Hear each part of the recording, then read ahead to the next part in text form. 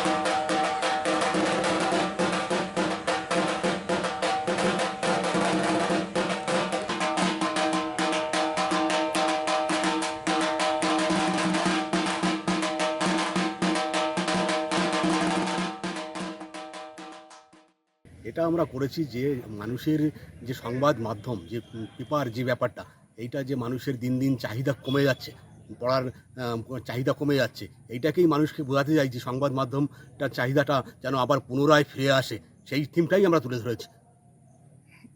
কোথাকার থেকে এসছে কারিগররা? কারিগর আমাদের সব লোকালি। তো হঠাৎ এরকম থিম মানে মনে পড়লো?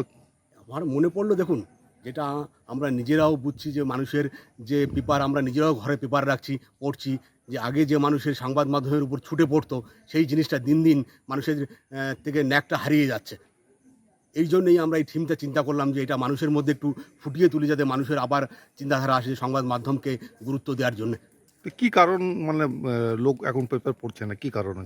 কারণ এখন বিভিন্ন রকম চ্যানেল হয়ে গেছে, সংবাদ মাধ্যম বিভিন্ন টিভি চ্যানেল হয়ে গেছে, এই সব কারণেই মানুষ এখন সংবাদ মাধ্যমটাকে, পেপারটাকেই মানে অ্যাভয়েড করে যাচ্ছে, যে টিভিতে ঘরে বসে দেখে নিচ্ছে। কিন্তু টিভিতে ঘরে বসে দেখে নিচ্ছে ঠিক আছে, কিন্তু পুরনো জিনিসটাকে পুরো অ্যাভয়েড করে দিচ্ছে। এইটা আমরা জানতে, যে পুরনো জিনিসটা যাতে আবার ফিরে আসে, মানুষের পেপার পত্রিকা পড়ার চাহিদাটা বাড়ে।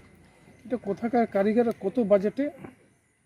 শুনুন, বাজেট মোটামুটি ওই ধরুন 13-14 লাখ এরকম। কোথাকার কারিগর আছে? এখানে কারিগর এখানকার লোকালেরই। সব লোকাল, চিত্তরঞ্জন? হ্যাঁ, চিত্তরঞ্জন। কি নাম হলো আপনার? আমার নাম ঝুলন বিশ্বাস। আমাকে দাঁড়িয়ে থাকতে দেখেনি দুজন, কিন্তু সেদিন ওদের এত নিষ্ঠার সাথে পুতুলের বিয়ে দেওয়া দেখে কোথায় যেন হারিয়ে গেছিলাম।